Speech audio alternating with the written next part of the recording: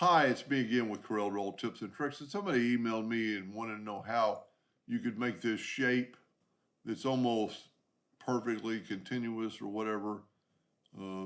They tried doing it with like the letter 8, but it just didn't come out. And I don't know if this is perfect because it's got like it goes from a straight line to a curved line, but it's pretty perfect. So the way I did it, hold down the control button to make a perfect ellipse. Let's make them 6 inches. I've got my ratio locked so it'll be 6 inches. I'm going to hit P, put it in the center of the page. Then I'm going to take a square holding down my control button. I'm going to make it 6 inches. And then I'm going to hit P and put it in the center of the page. Then I'm going to take the virtual segment delete key and I'm going to delete that one section.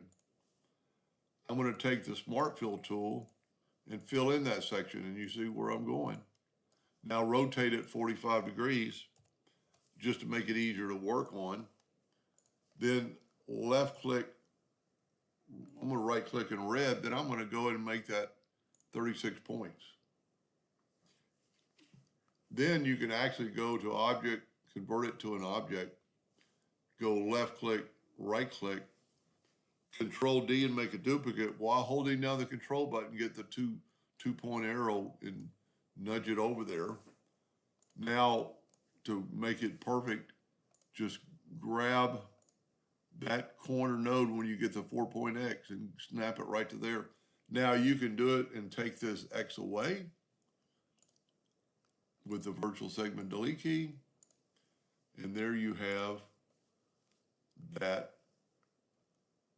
graphic.